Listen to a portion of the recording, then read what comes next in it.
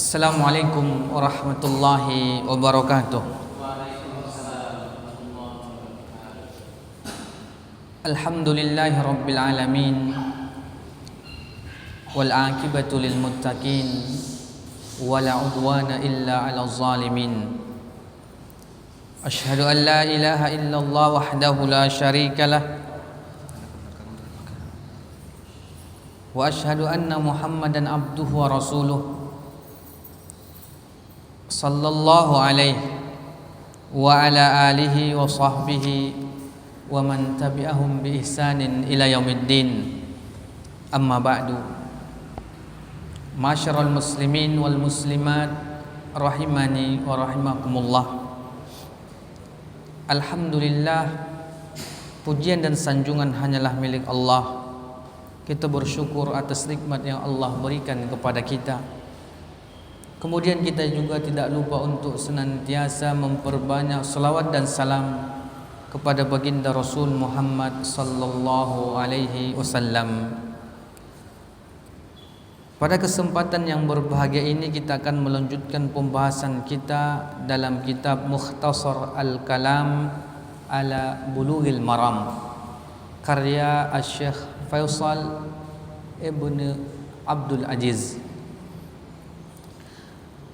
Kita masih pada Kitabut Taharah, kitab tentang taharah, namun kita memasuki bab baru, yaitu tentang babul ghusli wa hukmul junub.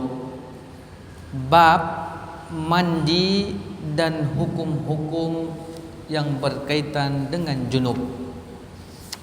Kaum muslimin dan muslimat rahimani wa rahimakumullah, ada beberapa hadis yang berkaitan dengan hukum tersebut.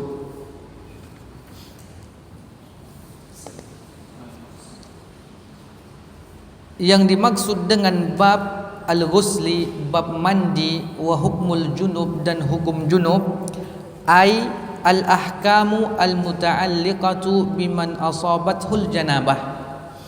Maksudnya adalah hukum-hukum yang berkaitan dengan orang yang sedang junub. Inilah makna atau maksud daripada bab mandi ataupun hukum-hukum junub. Banyak di antara kita kaum muslimin ataupun kaum muslimat untuk saat ini, mereka tidak memahami makna hukum-hukum yang berkaitan dengan mandi dan hukum junub itu sendiri. Qala Allah Ta'ala, Allah Tabaraka wa Ta'ala mengatakan, ya ayyuhallazina amanu, hai orang-orang yang beriman, la taqrabu as-salah, janganlah kalian solat, wa antum sukara, yang kalian itu sedang mabuk, hatta ta'lamu ma taqulun, hingga kalian mengetahui, mengerti apa yang kalian ucapkan, wala junuban, dan janganlah kalian juga solat ketika kalian sedang junub, illa abiris sabil, dan juga kecuali berlalu saja sekedar, hatta tagtasilu, hingga kalian sudah mandi, wa in kuntum marda au ala safarin, dan jikalau kalian sakit atau dalam perjalanan, au jaa ahadum minkum minal ghaid, atau salah seorang di antara kalian yang datang dari kamar mandi, au lamastumun nisa, atau kalian menyentuh wanita, yaitu menyentuh wanita, falam tajidu ma'an, dan ternyata kalian tidak mendapati air, fatayammamu sa'idan tayyiba, maka bertayamumlah dengan debu, dengan tanah yang suci. Tata caranya bagaimana? Famsahu biwujuhikum wa aidikum, maka usaplah wajah-wajah kalian dan tangan-tangan kalian. Innallaha kana afuwan ghafura, sesungguhnya Allah Maha Pemaaf lagi Maha Pengampun. Surah An-Nisa ayat yang ke-43. Inilah di antara muqaddimah daripada bab mandi dan hukum yang berkaitan dengan junub tersebut. Ternyata Allah Tabaraka wa Ta'ala melarang kita untuk melaksanakan solat sedangkan kita keadaannya lagi junub. Maka hadis yang pertama daripada bab ini atau dalam kitab ini, hadis yang ke-100. An Abi Sa'id Al-Khudri radhiyallahu ta'ala anhu.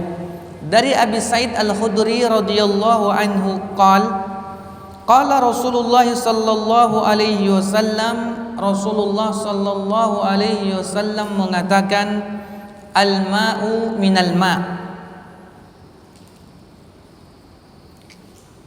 Air itu artinya wajibnya mandi karena keluarnya air mani karena air. Rawahu Muslim, diriwayatkan oleh Imam Muslim. Wa asluhu fil Bukhari, dan asal hadisnya ada juga di dalam kitab Al-Bukhari. Rasul sallallahu alaihi wasallam menyebutkan al-ma'u minal ma'. Air itu maksudnya air apabila keluar dari kemaluan yang kita sebut dengan air mani, maka kita harus mandi ataupun kita harus bersuci dengan air juga. Qauluhu, perkataan Rasul tentang al-ma'u minal ma', air dari air, ai al-ightisalu minal inzal, yaitu mandi besar karena keluarnya daripada air mani. Qala Ibnu Ruslan, disebutkan oleh Ibnu Ruslan, ajma'al muslimuna ala wujubil ghusli ala ar-rajuli wal mar'ah bi khurujil mani, intaha. Ibnu Ruslan mengatakan bahwa kaum muslimin, artinya para ulama, telah sepakat, telah ijma' mengatakan bahwa wajibnya mandi atas seorang laki-laki ataupun perempuan disebabkan keluarnya mani. Intaha, selesai perkataan Ibnu Ruslan. Ibnu Ruslan ingin menjelaskan kepada kita, ternyata mandi wajib ini atau mandi besar ini, mandi junub ini, ternyata hukumnya adalah wajib. Hukumnya adalah wajib bagi laki-laki ataupun bagi perempuan. Tidak ada bedanya. Maka hendaklah kita bagi seorang ayah ataupun bagi seorang ibu bergegas cepat-cepatlah mengajarkan anak-anak kita yang ingin masuk kepada umur bulugh, umurnya baligh. Mungkin di antara laki-laki ketika ia sudah kelas 1 SMP atau 2 SMP atau kelas 3 SMP, laki-laki ataupun perempuan, maka bergegaslah kita mengajarkan mereka tentang mandi wajib ataupun hukum-hukum yang berkenaan bagi orang-orang yang sedang junub. Hampir kebanyakan di antara kita kaum muslimin memiliki anak-anak tak mengajarkan itu. Bahkan kadang kita merasa malu. Bahkan anak-anak itu sendiri pun merasa, oh ini tak boleh dipelajari. Maka banyaklah terjadi anak-anak kaum muslimin yang telah baligh atau yang telah mendapatkan tanda-tanda mereka itu telah baligh, ternyata ketika mereka junub atau keluar mani, maka mereka tak mandi wajib.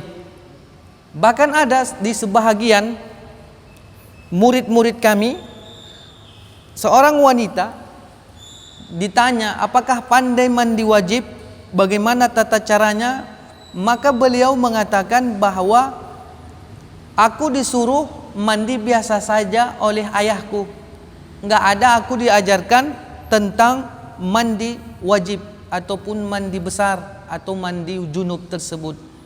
Maka ketika itu heranlah kita mendengarnya, ternyata masih ada anak-anak kaum muslimin baik laki-laki maupun perempuan ternyata belum pandai untuk mandi wajib ataupun mandi junub itu sendiri. Kaum muslimin dan muslimat rahimani wa rahimakumullah, maka hendaklah kita menjadi guru pertama untuk anak-anak kita dalam permasalahan ataupun dalam bab-bab tentang mandi ini, dan mengajarkan mereka hukum-hukum junub. Kemudian hadis selanjutnya, hadis yang ke-101. Wa an Abi Hurairah radhiyallahu anhu qala, dari Abi Hurairah radhiyallahu anhu ia berkata, qala Rasulullah sallallahu alaihi wasallam, Rasulullah pun bersabda, idza jalasa baina syu'abihal arba, apabila bertemunya di antara cabang-cabang yang 4, summa jahadaha, kemudian ia bersungguh-sungguh, faqad wajabal ghuslu, maka ia wajib mandi. Muttafaqun alaih. Wa zada Muslim, dan Imam Muslim menambahkan, wa illam yunzil, walaupun belum keluar. Qauluhu idza jalasa baina syu'abihal arba, perkataan Rasul apabila sudah duduk, sudah bertemu antara cabang-cabang yang 4, huwa kinayah anil jima', yaitu ini adalah bentuk kiasan bagi orang-orang yang berhubungan badan. Rasul mengatakan apabila sudah bertemu duduk antara cabang-cabang yang 4, artinya maknanya adalah paha kita 2, paha dia 2, jadi 4 cabangnya. Maka apabila ini sudah bertemu, apabila ini sudah duduk, maka summa jahadaha, kemudian ia bersungguh-sungguh, faqad wajabal ghuslu, maka wajib ia mandi. Wastadallal jumhur bil hadis ala naskhi mafhumil hadis al-ma' minal ma', dan jumhur ulama menjadikan dalil hadis ini untuk menghapus pemahaman hadis al-ma'u minal ma', air itu dari air, wa bima rawahu Ahmad wa ghairuhu an Ubay ibn Ka'ab, yang diriwayatkan oleh Imam Ahmad dan selainnya dari Ubay ibn Ka'ab qal, innal fataya allati kanu yaquluna innal ma'a minal ma' rukhsah, kana Rasulullah sallallahu alaihi wasallam rakhasa biha fi awalil Islam, summa amara bil ightisal ba'du, sahahahu Ibnu Khuzaimah. Ubay ibnu Ka'ab mengatakan, sesungguhnya fatwa-fatwa yang dahulu mereka mengatakan sesungguhnya air itu dari air, artinya ketika air keluar maka harus mandi dengan air. Rukhsatun adalah sebuah rukhsah, karena Nabi sallallahu alaihi wasallam memberikan rukhsah, keringanan di awal-awal permulaan Islam. Kemudian ia memerintahkan agar seseorang mandi setelahnya. Hadis yang berkaitan dengan, atau hadis yang bunyinya al-ma'u minal ma', sebahagian ulama bahkan jumhur ulama mengatakan hadis ini telah dimansuhkan, telah dihapus, karena hadis idza jalasa baina syu'abihal arba'. Wa ammal ihtilam, dan adapun al-ihtilam mimpi, dan adapun mimpi, fala yajibul ightisal minhu illa bil inzal, dan adapun ketika seseorang mimpi maka tidak secara otomatis wajib ia mandi, melainkan apabila ia mimpi kemudian keluar maninya, bil inzal. Jadi ketika ada seseorang laki-laki, ia tidur di malam hari dan bermimpi bersenggama atau bermimpi sesuatu yang berkaitan dengan hal-hal tersebut, maka tidak secara otomatis ia langsung wajib mandi, kecuali memang ketika ia bangun dari tidurnya ternyata ia mendapati adanya yang keluar. 5 rawal khamsah illa Nasa'i, yang diriwayatkan oleh imam yang 5 kecuali Imam Nasa'i, an Aisyah radhiyallahu anha, dari Aisyah radhiyallahu anha qalat, su'ila Rasulullah sallallahu alaihi wasallam 'anil rajuli yajidu al-balal wa la yadhkuru ihtilaman. Ibunda kita Aisyah radhiyallahu anha pernah mengatakan, Rasul itu pernah ditanya oleh seseorang yang mana ada laki-laki mendapati ada yang basah dan tidak menyebutkan ia mimpi. Jadi ada seseorang bertanya kepada Rasul bahwa dirinya itu mendapatkan sesuatu basah di celana ataupun di kainnya, dan ia tidak menyebutkan ketika itu ia sedang bermimpi. Faqal, maka Rasulullah pun mengatakan, yaghtasilu, ia wajib mandi.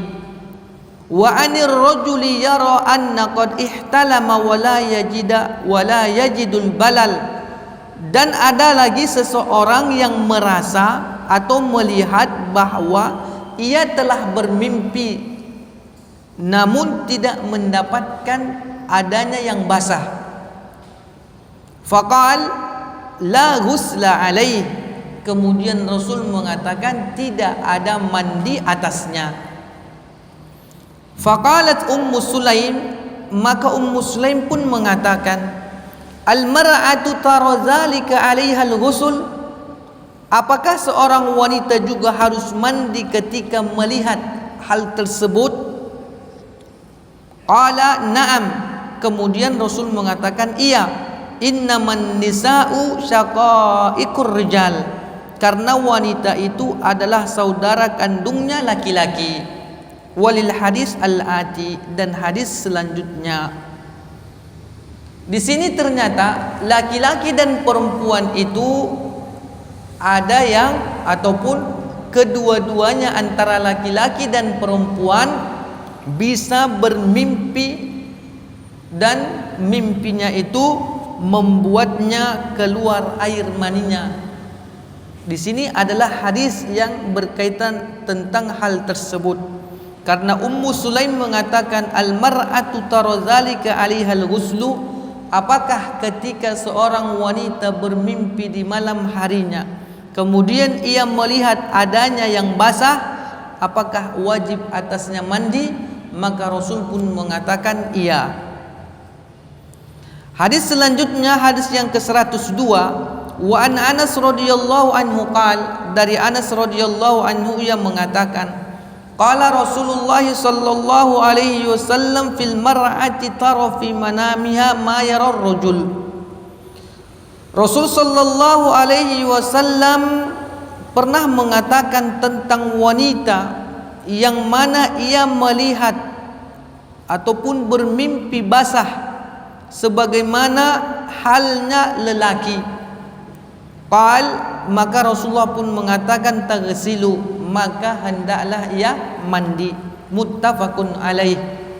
Zada Muslim, Imam Muslim menambahkan, faqalat Ummu Salamah, Ummu Salamah mengatakan, wa hal yakunu hadza, apakah hal itu terjadi bagi seorang wanita? Qala na'am, maka Rasulullah mengatakan iya. Famin aina yakunu syabah, lalu dari mana adanya kemiripan anak dengan orang tuanya kalau wanita itu tidak mengeluarkan daripada mani itu sendiri.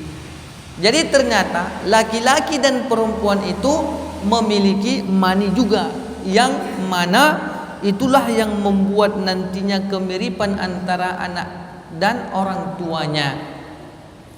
Di sini disebutkan bahwa al-hadisu dalilun ala annal mar'ata tara ma yarahur rajul fi manamih. Hadis ini adalah dalil untuk kita bahawa seorang wanita itu juga bisa mimpi basah sebagaimana seorang laki-laki bermimpi basah di malam harinya ketika ia tidur. Wal muradu, dan yang dimaksud adalah idza ra'at al-ma, apabila seorang wanita melihat air, ai al-mani, yaitu air mani, ba'dal istiqaz, setelah ia terbangun. Maka ketika ada seorang wanita ia bermimpi basah, maka ia harus mandi. Kaum muslimin dan muslimat rahimani wa rahimakumullah. Hadis selanjutnya, hadis yang ke-103. Wa an Aisyah radhiyallahu anha qalat, dari Aisyah radhiyallahu anha ia mengatakan, kana Rasulullah sallallahu alaihi wasallam yaghtasilu min arba'. Rasul itu biasanya mandi karena 4 perkara. Minal janabah, yang pertama karena junub.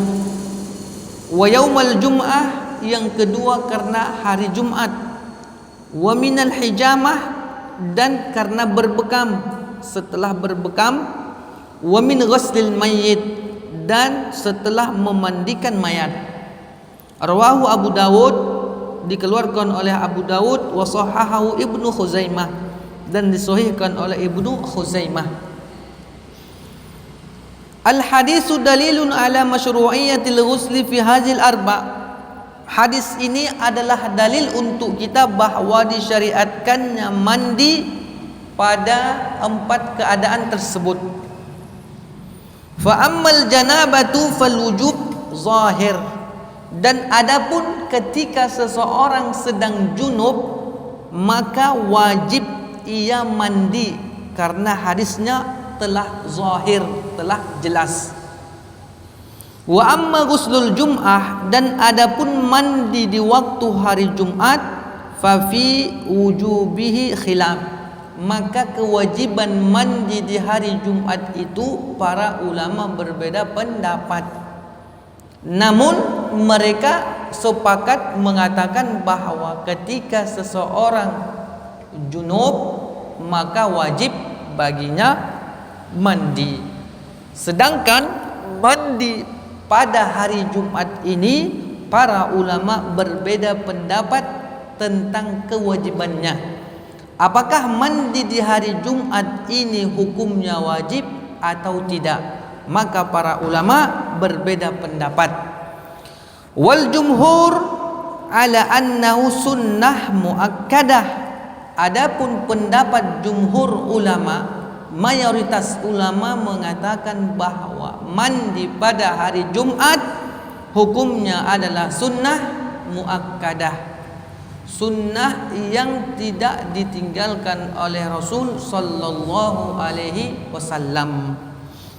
Wa ammal ghuslu minal hijamah, dan adapun mandi setelah berbekam, fahuwa sunnah, maka hukumnya ini adalah sunnah. Yaf'alu taratan kama fil hadis, Rasul terkadang melakukannya di dalam hadis ini. Maksudnya ketika Rasulullah setelah selesai berbekam, beliau mandi. Namun kadang-kadang wa yatruku ukhra kama fi hadis Anas, dan terkadang juga ketika Rasul selesai berbekam, beliau tidak mandi, meninggalkannya. Dalilnya adalah hadis yang diriwayatkan oleh Anas. Wa ammal ghuslu min ghuslil mayyit, dan adapun mandi setelah memandikan mayat, fa huwa sunnah, maka ini pun hukumnya sunnah. Wa yujzi'u anhu al-wudu, dan sudah mencukupi berwudu saja pengganti mandi.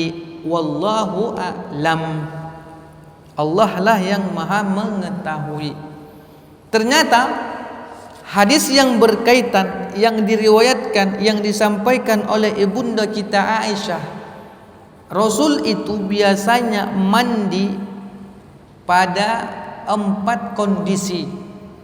Yang pertama ketika janabah, kemudian pada hari Jumat, setelah berbekam, dan setelah memandikan mayat.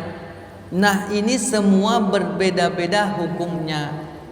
Yang wajib mandi setelah seseorang itu sedang junub, atau ketika seseorang sedang junub, maka hukumnya wajib baginya mandi. Sedangkan mandi pada hari Jumat, pendapat yang benar mengatakan hukumnya sunnah muakkadah. Dan sedangkan setelah kita berbekam kemudian mandi, ini hukumnya sunnah. Begitu juga bagi orang-orang yang setelah selesai memandikan mayat, maka ia mandi juga hukumnya sunnah. Bahkan boleh saja bagi seseorang, cukup baginya hanya wudhu saja.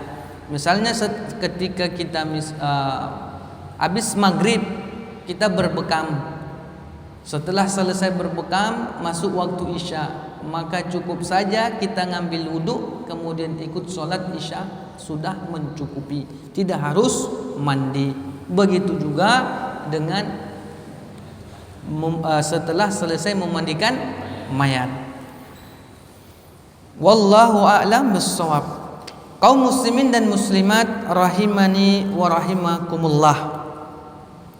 Selanjutnya hadis yang ke-104.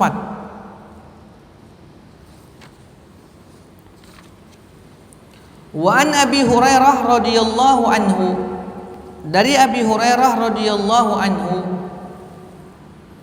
fi qissati Sumamah ibnu Usal, yaitu kisah Sumamah ibnu Usal indama aslama, ketika ia masuk Islam. Wa amarahu Nabi sallallahu alaihi wasallam ayyaghtasila, maka Nabi menyuruhnya untuk mandi. Rawahu Abdul Razzaq, diriwayatkan oleh Abdul Razzaq, wa asluhu muttafaqun alaih, dan hadis ini terdapat juga di dalam kitab Al-Imam Bukhari dan Muslim. Al-hadisu dalilun ala masyru'iyyatil ghusli ba'dal Islam. Hadis ini dalil bagi kita bahwa disyariatkan mandi orang yang telah masuk Islam.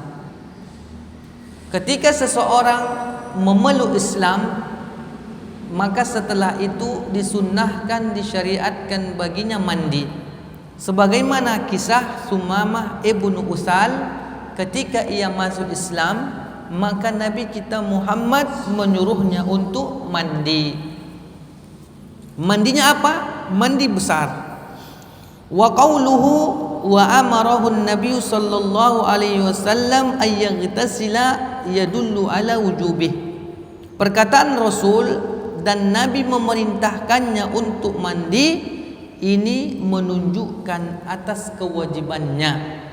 Dan mandi orang-orang yang mu'allaf itu mandi wajib, bukan hanya sebatas mandi biasa. Wa an Qais ibni Asim, dan dari Qais ibni Asim qal, ia mengatakan, ataitu Rasulullah sallallahu alaihi wasallam uridul Islam, aku pernah mendatangi Nabi sallallahu alaihi wasallam, ketika itu aku hendak masuk Islam. Fa amaroni an aghtasila bima'in wasidir, kemudian Rasul memerintahkanku agar mandi dengan air dan daun bidara. Akhrajahu Abu Daud wa ghairuh, dikeluarkan oleh Abu Daud dan selainnya. Nah, ternyata yang mana juga disebutkan oleh Qais ibnu Asim, ia diperintahkan Rasul setelah masuk Islam mandi dengan air dan daun bidara atau dengan sabun, pengganti daripada sidir, daun bidara ataupun sabun. Nah, di sini dilihat. Kemudian hadis selanjutnya, hadis yang ke-105. Wa an Abi Sa'id radhiyallahu anhu, dari Abi Sa'id radhiyallahu anhu, anna Rasulullah sallallahu alaihi wasallam qaal, bahwa Rasul sallallahu alaihi wasallam bersabda, ghuslu yaumil jum'ah wajibun ala kulli muhtalim. Mandi pada hari Jumat wajib atas setiap laki-laki yang baligh. Akhrajahu as-sab'ah, dikeluarkan oleh imam yang 7. Al-hadisu dalilun ala wujubi ghuslil jum'ah. Hadis ini adalah dalil bahwa wajibnya mandi Jumat. Sebagaimana kita katakan tadi bahwa jumhur ulama mengatakan mandi pada hari Jumat itu hukumnya sunnah muakkadah, dan mandi di hari Jumat itu adalah mandi wajib, mandi besar, bukan mandi biasa. Nah, kemudian hadis yang ini, hadis yang ke-105 yang diriwayatkan, yang dibawa oleh Abi Sa'id Al-Khudri, bahwa Nabi sallallahu alaihi wasallam mengatakan bahwa mandi pada hari Jumat itu hukumnya wajib bagi setiap orang yang telah baligh. Ini adalah memang hadis menunjukkan kewajibannya. Namun wabihi, dan dengannya, qala ba'dul ulama, sebahagian ulama mengatakan wajib. Wa qala al-jumhur, dan adapun mayoritas ulama mengatakan huwa sunnatun muakkadatun li hadis Samurah. Hukum mandi wajib pada hari Jumat itu adalah sunnah muakkadah. Dalilnya adalah hadis Samurah yang telah lalu, atau hadis Samurah yang akan datang,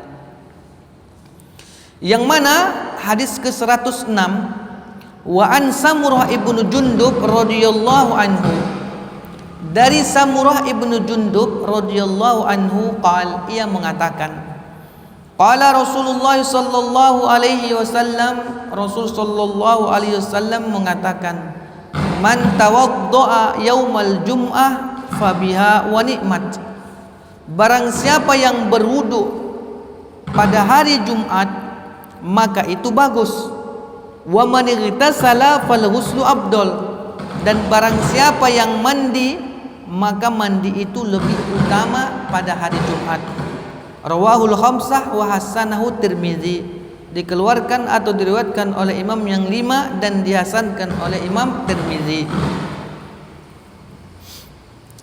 Al hadisu dalilun ala adami wujubil ghusli yaumil jum'ah. Hadis ini dalil bahwa tidak wajibnya mandi pada hari Jumat.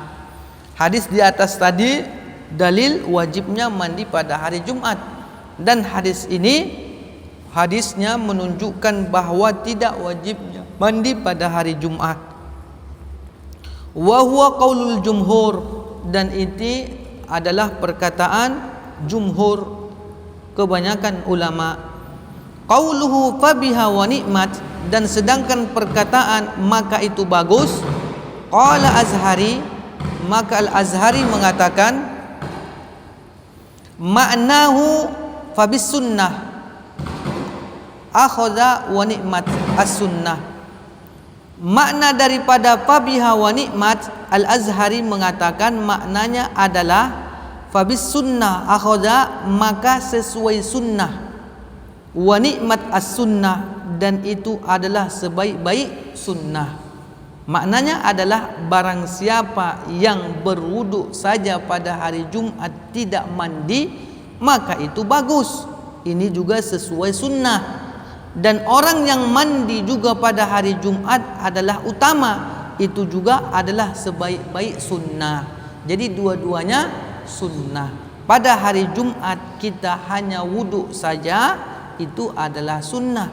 Begitu juga ketika hari Jumat, pada hari Jumat kita mandi, maka itu juga sunnah. Begitulah disebutkan oleh Al-Azhari. Wa qala Al-Khattabi, dan sedangkan Khattabi mengatakan wa ni'mat al-khuslah, sebaik-baik perangai. makna daripada hadis Rasul fabiha wa ni'mah, maka Al-Khattabi mengatakan wa ni'matil khuslah, itu sebaik-baik perangai, sebaik-baik perbuatan. Artinya apa?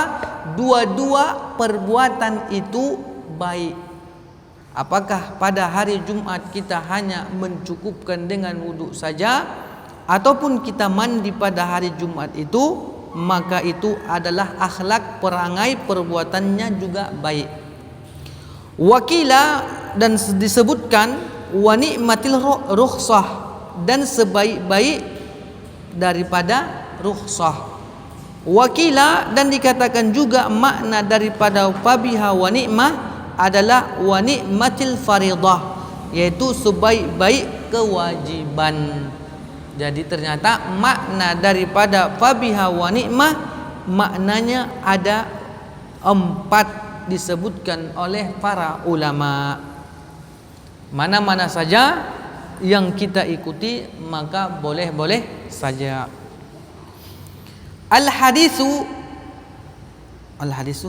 Hadis selanjutnya, hadis yang ke-107, wa an Ali radhiyallahu anhu, dari Ali radhiyallahu anhu ia mengatakan, kana Rasulullah sallallahu alaihi wasallam yuqri'una al-Qur'an malam yakun junuban.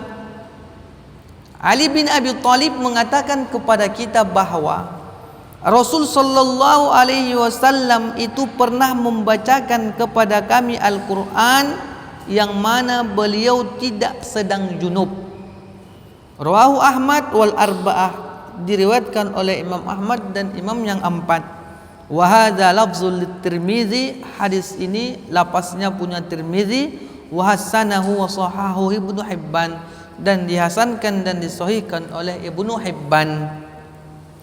Qauluhu, perkataan Rasul, qauluhu atau perkataan wa hasanahu wa sahahu Ibnu Hibban, dan perkataan tentang dihasankan dan disahihkan hadis tersebut oleh Ibnu Hibban, ai huwa wa Ibnu Hibban, ai dirinya dan Ibnu Hibban. Qala Tirmizi, Imam Tirmizi mengatakan hadis hasan sahih, hadis ini adalah hasan sahih. Wal hadisu yadullu ala annal junuba la yaqra'ul Qur'an. Hadis ini menunjukkan kepada kita bahwa inilah dalil orang yang junub tidak boleh baca Al-Qur'an.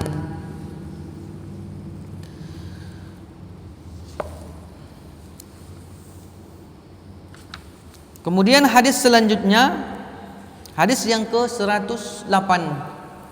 Wa an Abi Sa'id Al-Khudri radhiyallahu anhu qala, dari Abi Sa'id Al-Khudri radhiyallahu anhu ia mengatakan, qala Rasulullah sallallahu alaihi wasallam, Rasulullah sallallahu alaihi wasallam bersabda, idza ata ahadukum ahlahu, apabila salah seorang di antara kalian mendatangi istrinya, mendatangi keluarganya, summa arada ayyauda, kemudian ia ingin mengulanginya, falyatawadda bainahuma wudu'an, maka hendaklah di antara keduanya itu berwudu.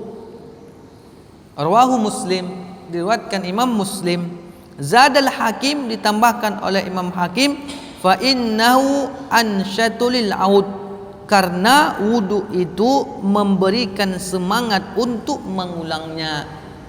Jadi ketika seorang hamba, ketika seorang suami melakukan hubungan badan dengan istrinya, ronde pertama selesai, mau masuk ronde kedua, maka disunnahkan baginya untuk berwudu di antara keduanya.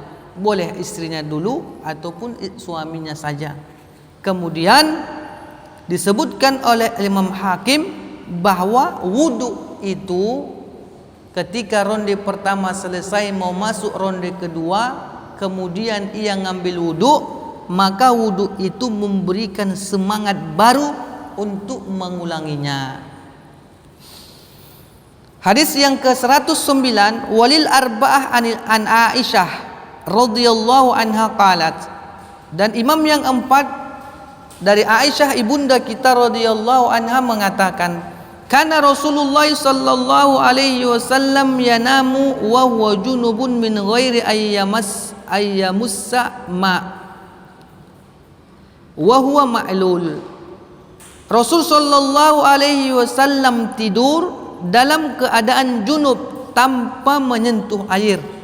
Wa huwa ma'lul. Hadis ini ada cacatnya, ada illahnya. Jadi ketika seseorang setelah selesai melakukan hubungan badan di ronde pertama ataupun kedua, setelah itu ia tidur, maka di sini ada hukum yang harus kita jaga. Sebagaimana hadis yang diriwayatkan oleh imam yang empat, bahwa ibunda kita Aisyah mengatakan Rasul itu tidur dalam keadaan junub tanpa menyentuh air. Hadis ini ada cacatnya. Kenapa? Biasanya Rasul itu setelah beliau melakukan hubungan badan dengan istrinya, kemudian hendak tidur, ia itu minimal mengambil air wudu. Hadis Abi Sa'id, hadis daripada Abi Sa'id yadullu ala masyru'iyatil wudu, dalil atas disyariatkannya wudu. Liman arada muawadatal jima, bagi orang yang ingin mengulangi hubungan badan, li'annahu ansyatulah, karena wudu itu menambahkan, memberikan semangat baginya. Waqad sabata annahu sallallahu alaihi wasallam tafa ala nisaihi bi ghuslin wahid, dan telah ada sebuah riwayat bahwa Nabi itu pernah menggilir, pernah berkeliling menjumpai istri-istrinya dengan mandi satu kali saja. Rasulullah melakukan hubungan badan dengan hanya satu kali mandi untuk istri-istri beliau yang banyak. Wa sabata annahu igtasala ba'da ghusyanihi wahidah minhum, dan telah tetap pula bahwa Nabi itu mandi setelah menggauli salah satu istrinya. Riwayat yang lain. Warawa Tahawi min hadis Aisyah, diriwayatkan oleh At-Tahawi dari hadis Aisyah, qalat, ibunda kita mengatakan, kana Nabi sallallahu alaihi wasallam yujami'u summa ya'udu wa la yatawadda. Ibunda kita Aisyah mengatakan bahwa Nabi sallallahu alaihi wasallam pernah menggaulinya, kemudian mengulangi dan tidak berwudu. Fal kullu jaiz, maka pengarang kitab mengatakan semua perkaranya boleh. Maknanya apa? Ternyata ketika kita melakukan ronde pertama hubungan badan dengan istri kita, kita mengambil wudu ataupun tidak, maka ini boleh-boleh saja. Episode pertama, ronde pertama selesai, mau masuk ronde kedua, kita tidak mengambil wudu, kita gas terus, maka ini boleh. Boleh juga kita mengambil wudu dulu, ada iklannya, ada reklamnya dulu, ngambil wudu, setelah itu baru gas untuk kedua kalinya. Nah, ini biasanya adalah bagi orang-orang pengantin baru. Nah, kalau pengantin baru di malam pertamanya ya minimal 3 lah. Qauluhu fi hadis Aisyah, sabda Rasul di dalam hadis Aisyah, atau perkataan yang ada dalam hadis Aisyah, kana Rasul sallallahu alaihi wasallam yanamu wa huwa junub min ghairi ayyamussama. Rasul sallallahu alaihi wasallam tidur dan keadaannya sedang junub tanpa menyentuh air, mahmulun ala ma'il ghusli. Ini diihtimalkan dibawa tanpa mandi terlebih dahulu. Maksudnya hadis ini dalil bahwa Nabi itu tanpa mandi terlebih dahulu ia tidurnya. Liqauli sallallahu alaihi wasallam, Rasulullah mengatakan, idza tawaddaa ahadukum falyarqud. Apabila salah seorang di antara kalian berwudu, maka tidurlah.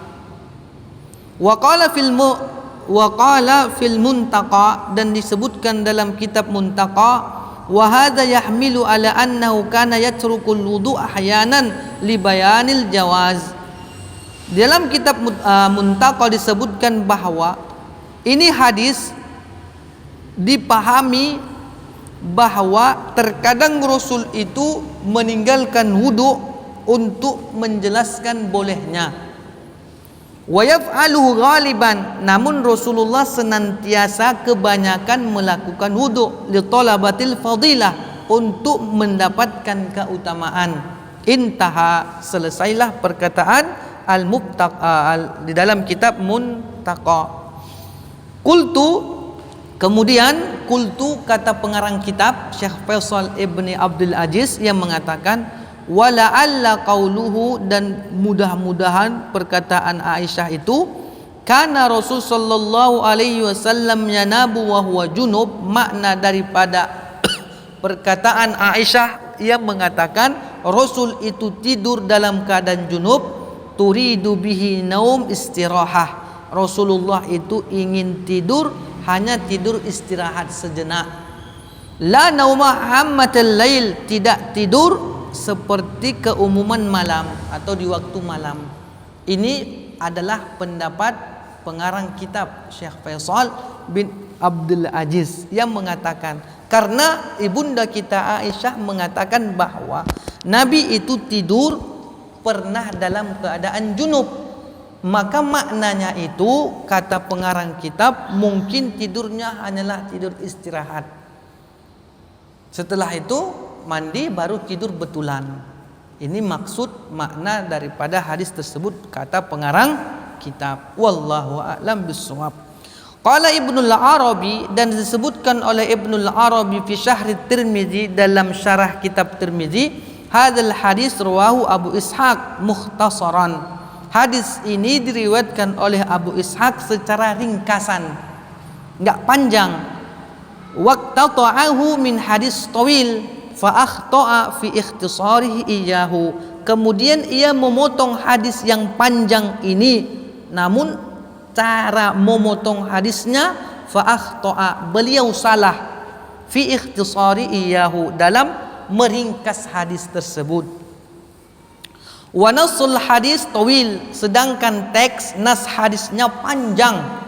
Marwahu Abu Ghaslan, yang diriwayatkan oleh Abu Ghaslan, qal, ia mengatakan, ataitul Aswad ibnu Yazid, aku mendatangi Aswad ibnu Yazid, wa kana li akhan wa sadiqan, dan aku memiliki saudara dan teman.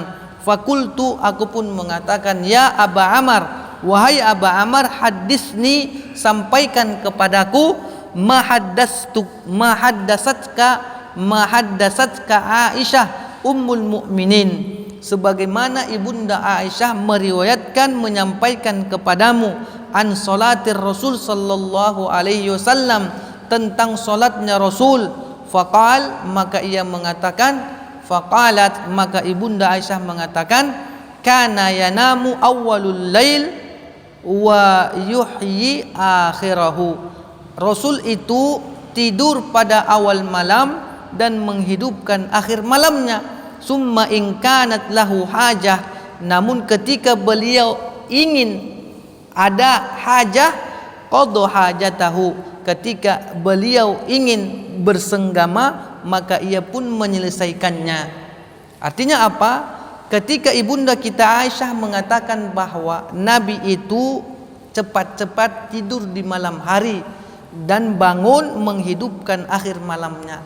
Nah, ketika Rasul memiliki hajah, ingin melakukan hubungan badan dengan istrinya, beliau akan menyelesaikan hajahnya, akan melaksanakannya. Summa yanam qabla ayyamus sama, kemudian Rasul pun tidur sebelum ia menyentuh air. Fa idza kana indan nida al awwal, maka ketika Rasul mendengarkan azan yang pertama, wasaba, beliau pun meloncat. Wa rubbama qalat, dan mungkin Aisyah mengatakan qama fa afadha alaihil ma, yaitu Rasulullah berdiri menuangkan air, artinya mandi. Wa rubbama qalat, mungkin Aisyah mengatakan igtasala wa ana a'lam ma yurid, kemudian beliau mandi dan aku lebih tahu apa yang beliau inginkan. Wa innama junuban tawaddu'a wudu' ar-rajul lis-shalah, dan jikalau Rasul itu tidur dalam keadaan junub, mungkin beliau itu tidur dalam keadaan junub, setelah itu berwudu dengan wudu seorang laki-laki yang ingin sholat. Intaha, selesailah perkataan daripada Abu Ghassan. Kaum muslimin dan muslimat rahimani wa rahimakumullah, ternyata keterangannya begitu panjang. Maka untuk kehati-hatian yang harus kita lakukan, bahwa apabila kita selesai melakukan hubungan badan dengan istri kita sebelum tidur, maka berwuduklah ataupun mandi lebih afdal. Kira-kira ronde pertama selesai, udahlah mandi, habis itu baru tidur. Nah, kalaupun tidak, ya ada hadis-hadis yang bercerita tentang hal tersebut. Wallahu a'lam bishawab. Mungkin inilah yang bisa kita sampaikan untuk hadis sampai malam ini. Insyaallah pada malam selanjutnya setelah Ramadan mungkin baru kita lanjut hadis yang ke-110, bab tentang mandi dan hukum-hukum junub. Wah, ada sekali lagi. Oh. 6. Oke, ada pertanyaan?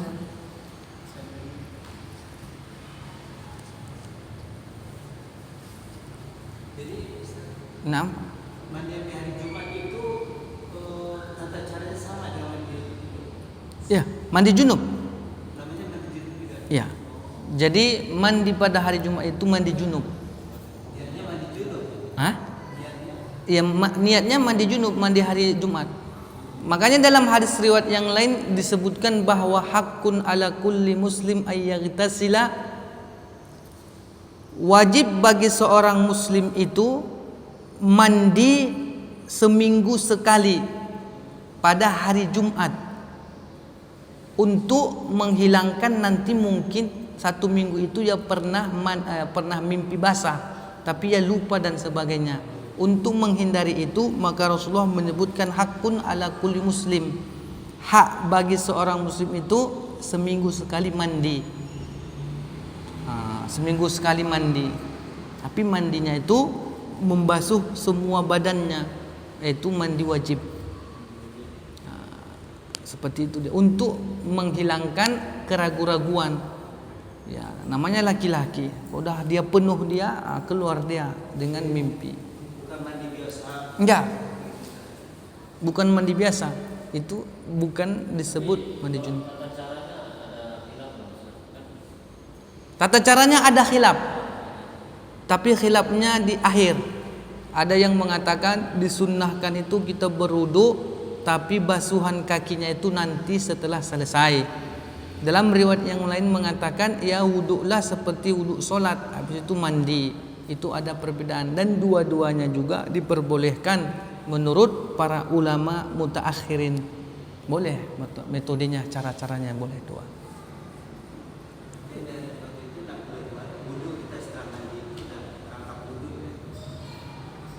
Maksudnya? Itu juga berbeda pendapat para ulama, bahwa ada yang mengatakan bahwa setelah kita mandi wajib, apakah perlu wuduk lagi? Maka di sini para ulama merincikan. Ketika kita mandi wajib, sebelumnya mengambil air wuduk secara sempurna, kemudian mandi dan tidak menyentuh kemaluan atau yang membatalkan wuduk, maka wuduknya itu sudah sah, bisa dibawa langsung mandi, enggak ngambil wuduk lagi. Namun ketika kita mandinya itu misalnya kita mandi wajib, tidak mengambil air wuduk, kita cuma mandi aja, maka sebahagian ulama mengatakan hadas besar saja terangkat, apalagi hadas kecil. maka mereka mengatakan tidak perlu wudu, tapi jangan pula menyentuh yang lain-lain, artinya yang membatalkan gitu. Kalau mandinya biasa aja maka beres, selesai. Itu sebahagian ulama. Namun untuk kehati-hatian kita ya tergantung kita lah. Kok kira-kira ragu kita, tahulah kok kita mandi kan, pegang sana pegang sini, selesai.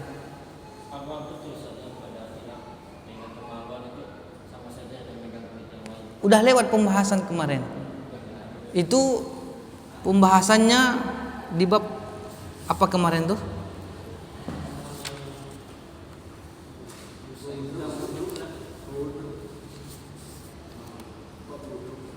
Bab wudu ya.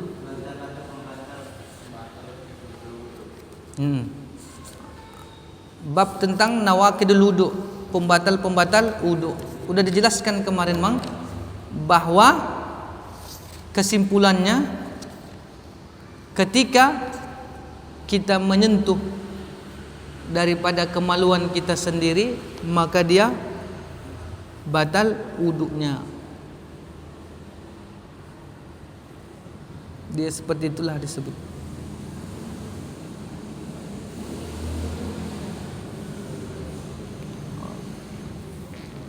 Bisa nanti dibaca kembali hadis-hadisnya. Gak ada pembahasan.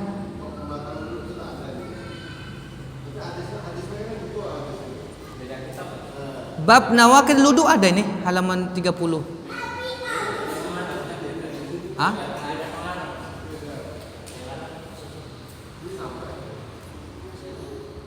Di sini ada babnya ada bab.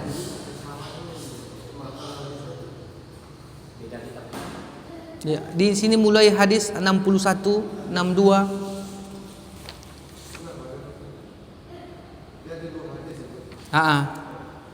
Ada yang mengatakan batal, ada yang tidak. Di sini disebutkan hadis yang ke-66 an Tolak ibnu Ali, dari Tolak ibnu Ali radhiyallahu anhu qala rajulun masastu zakari. Ada seorang mengatakan bahwa aku memegang kemaluanku. Au qala ar-rajulu yamassa zakarahu fi shalah. Seseorang menyentuh kemaluannya ketika salat. Alaihi wudu, apakah ia wudu? Faqala Nabi SAW la, maka Nabi mengatakan tidak. Innama huwa bad'atun minka, karena sesungguhnya kemaluan itu adalah bagian dari tubuhmu. Ini akhrajahu al-khamsah, dikeluarkan oleh imam yang 5. Wa sahahu Ibnu Hibban, disahihkan Ibnu Hibban. Wa qala Ibnu Madini, dan disebutkan Ibnu Madini, huwa ahsanu min hadis Busrah. Hadis ini lebih baik daripada hadis Busrah. Kemudian disebutkan oleh hadis daripada Busrah, an Busrah binti Safwan, dari Busrah binti Safwan radhiyallahu anha, anna Rasulullah SAW qala man massa zakarahu falyatawadda, bahwa Rasulullah mengatakan barang siapa yang menyentuh kemaluannya hendaklah berwudu. Akhrajahul khamsah, dikeluarkan oleh imam yang 5. Wa sahahu Tirmizi, disahihkan oleh Imam Tirmizi. Wa Ibnu Hibban wa qala al-Bukhari huwa asahhu syai'in fi hadzal bab. Imam Bukhari mengatakan hadis inilah yang paling sahih dari bab tentang memegang kemaluan itu. Kemudian disebutkan di sini perbedaan pendapat para ulama. Hadis tolak tadi yadullu ala ma huwal asal min adabi naqdil wudu min mashiz zakar. Hadis tolak menunjukkan bahwa menyentuh kemaluan asalnya tidaklah membatalkan wudu, min mashiz zakar, dari menyentuh kemaluan. Wa qala bihi jamaah, maka pendapat jumhur ulama kebanyakan, wa zahaba jumhur ila anna massahu yang qudul wudu. Kemudian jumhur ulama mengatakan bahwa menyentuh kemaluan itu membatalkan wudu, li hadis Busrah, dari hadis Busrah, li annaha mutaakhiratul Islam, karena si Busrah ini masuk Islamnya terakhir dan mendapatkan hadis tersebut, yaitu tentang hadis man massa zakarahu falyatawadda, siapa yang menyentuh kemaluan maka hendaklah ia berwudu. Sedangkan hadis tolak qablaha, sedangkan hadis tolak sebelumnya fayakunu nasikhan lah, maka hadisnya mansukh, terhapus. Qala al-Baihaqi, maka disebutkan oleh Imam Baihaqi, yakfi fi tarjih hadis busrah ala hadis tolak, maka lebih kuat hadis busrah tadi daripada hadis tolak. Annahu lam yakhrujhu sahibas sahihain, karena tidak diriwayatkan oleh dua Bukhari dan Muslim. Walam yahtaja bi ahadin min ruwat, dan tidak berhujjah dengan salah satu para perawi. Waqad ihtaja bi jami'i ruwatu hadis busrah, dan mereka para perawinya telah sahih diriwayatkan dari ruwat-ruwat hadis busrah. Wa qala Malik, kemudian Imam Malik menyimpulkan bahwa yatawaddau man massal zakar nadaban la wujuban. Imam Malik mengatakan berwuduklah orang yang menyentuh kemaluannya sebagai hukumnya sunnah dan bukan wajib. Itu Imam Malik kesimpulannya seperti itu. Sedangkan jumhur mengatakan barang siapa yang menyentuh kemaluannya membatalkan wuduknya. Wallahu a'lam bissawab. Nah, itu dah jelas kemarin. Bisa dibuka-buka lagi Pak, tentang pembatal-pembatal wuduk tersebut. Wallahu a'lam bissawab. Dan disebutkan juga kemarin apakah ingus, darah apa yang keluar hidung, mimisan, udah berkaitan atek telinga, perkara-perkara tersebut telah selesai. Wallahu a'lam bissawab. Mudah-mudahan apa yang telah kita sampaikan bisa kita amalkan. Aqulu qouli hadza wa astaghfirullah li wa lakum wa lisairil muslimina wal muslimat min kulli dzambin innahu wal ghafurur rahim. Assalamualaikum warahmatullahi wabarakatuh.